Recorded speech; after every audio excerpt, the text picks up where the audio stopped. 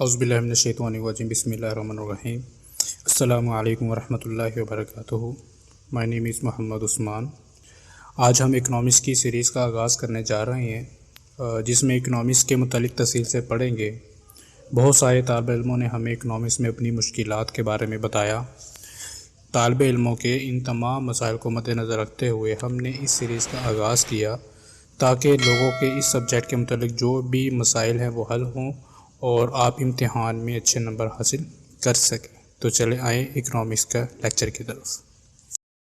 تو سب سے پہلے اکنامکس کا جو لفظ ہے اس کے میننگ دیکھتے ہیں کہ اس کو کہاں سے اخذ کیا گیا ہے، اس کا مطلب کیا بنتا ہے. تو پہلے اس کو دیکھتے ہیں کہ یہ گریک ورڈ ہے جسے لاطینی زبان کہتے ہیں. یہ دو الفاظ کا مجموعہ ہے. ایک الفاظ ہے اوکوس، دوسرا ہے نوموس. یعنی کہ اوکوس کا مطلب ہے ہاؤس ہولڈ اور نوموس کا مطلب ہے مینجمنٹ. یعنی کہ ہاؤس ہولڈ مینجمنٹ کے گھر کو کیسے چلایا جاتا ہے، کیسے رن کیا جاتا ہے، اس کا مطالعہ کرنا اکنامکس کہلاتا ہے. یہ تو عام الفاظ میں اس کے میننگ لیے جاتے ہیں، جسے ہم عام الفاظ میں اردو میں کہتے ہیں کہ یہ لغوی معنی ہے. لیکن اس کے اگر پراپر ڈیفینیشن کو دیکھا جائے تو پراپر ڈیفینیشن کے بارے میں اگر ہم ڈسکس کرتے ہیں، economics is the science of scarcity. Scarcity کا مطلب کیا ہوتا ہے؟ کمی ہونا.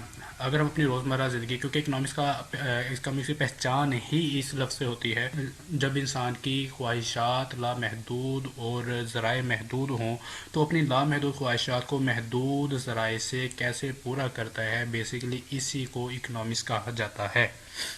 مثال کے طور پر آپ اس تصویر میں دیکھتے ہیں کہ ایک شخص کھڑا ہے، اس کے پاس پیسے جو ہے وہ بہت کم ہے، لیکن اگر وہ اپنے ڈیزائر کو دیکھتا ہے تو ڈیزائر اس کی بہت زیادہ ہے. یعنی کہ وہ بیک وقت میں گھر بھی خریدنا چاہتا ہے، کار بھی خریدنا چاہتا ہے، موبائل بھی خریدنا چاہتا ہے اور لیپ ٹاپ بھی خریدنا چاہتا ہے، فریج بھی خریدنا چاہتا ہے، لیکن اس کے پاس اتنے ذرائع نہیں ہے کہ وہ تمام خواہشات کو پورا کرے. اب اکنامکس ہمیں بیسیکلی بتاتی ہے کہ ہم کم ذرائع سے اپنی زیادہ سے زیادہ ریسورسز کو کیسے پورا کر سکتے ہیں.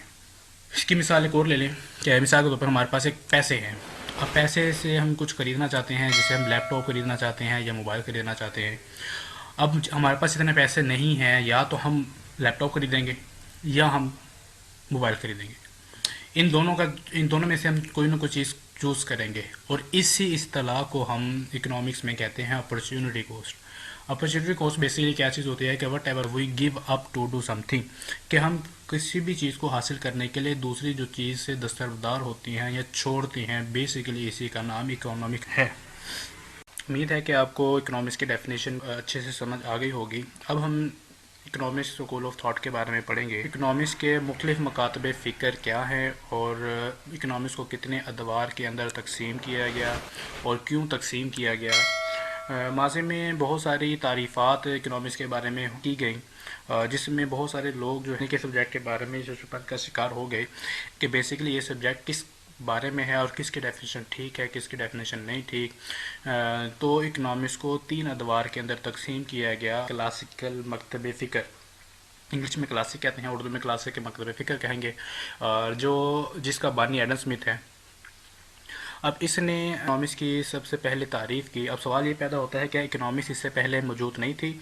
تو بالکل موجود تھی، لیکن اس کو اکنامکس کا بانی کیوں کہا جاتا ہے؟ کہ اکنامکس کو تحریری طور پر جس بندے نے ڈیفائن کیا وہ ایڈم اسمتھ ہے. اس نے اکنامکس کو دولت کا علم قرار دیا. Economics is a science of wealth. تو اس پہ بے بہا تنقید ہوئی اور بہت سارے لوگوں نے اس علم کو شیطانی علم قرار دیا، خود غرضی کا علم قرار دیا. اسمتھ کے پیروکاروں نے اس کا مکمل جواب بھی دیا. بہرحال تو اس کا جو دوسرا دور سٹارٹ ہوا وہ نیو کلاسک مکتب فکر ہے. اور نیو کلاسک مکتب فکر کا جو بانی ہے وہ الفریڈ مارشل ہے. اس نے ایڈم اسمتھ کی ڈیفینیشن کو تنقید کا نشانہ بنایا اور ایک نئے سرے سے اکنامکس کی تعریف کی. اس نے کہا کہ economics is the study of social welfare, یعنی کہ مادی خوشحالی کا مطالعہ کرنا کیا کہلاتا ہے؟ اکنامکس کہلاتا ہے. اب جب اس نے ڈیفینیشن بیان کی تو بہت سارے لوگوں نے اس کی ڈیفینیشن کو سمجھا اور بعد میں تنقید کا نشانہ بھی بنایا کہ کیا انسان کو صرف مادی اشیاء کی ضرورت ہے، غیر مادی اشیاء کی ضرورت نہیں ہے. تو اس طریقے سے اس کی ڈیفینیشن بھی اتنی پراپر نہیں تھی جو اکنامکس کے بارے میں، یعنی کہ اکنامکس کو مکمل طور پر بیان کر سکے. اس سے جو نیکسٹ دور ہے اس کے بعد ماڈرن ہے. ماڈرن میں ماڈرن دور جسے کہہ سکتے ہیں، اس کا جو بانی تھا وہ رابنس تھا.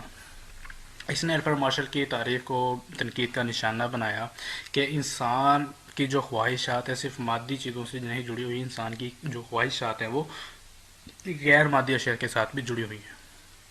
تو انہوں نے ایک نئے سرے سے ڈیفینیشن کا آغاز کیا، یعنی کہ انہوں نے نئے سرے سے ڈیفینیشن دی۔ رابرٹس نے کہا کہ انسان کی خواہشات بے بہا ہیں اور ذرائع جو ہے وہ محدود ہیں۔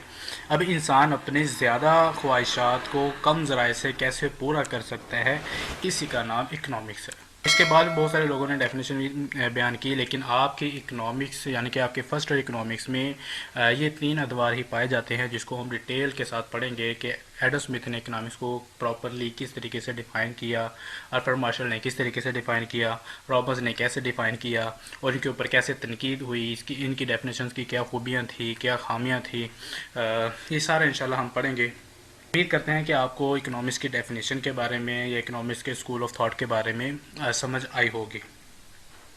اب ہم نیکسٹ ویڈیو میں جو بات کریں گے وہ اکنامکس کی مائکرو اور میکرو کے بارے میں پڑھیں گے کہ اکنامکس کو کیونکہ 1930 سے پہلے تو اکنامکس ایک ہی ہوا کرتی تھی، لیکن 1930 کے بعد کیا ایسی وجوہات ہوئیں جس کی بنا پر اکنامکس کو 2 حصوں میں تقسیم کیا گیا، جسے مائکرو یا میکرو کہتے ہیں۔ انشاءاللہ ہمارے ساتھ رہیے گا، مکمل طور پر آپ کو اکنامکس کے ہسٹری کے بارے میں بھی بتائیں گے، امتحان میں اچھے نمبر حاصل بھی کر سکیں گے۔ تو ملتے ہیں نیکسٹ ویڈیو میں۔ السلام علیکم ورحمۃ اللہ وبرکاتہ۔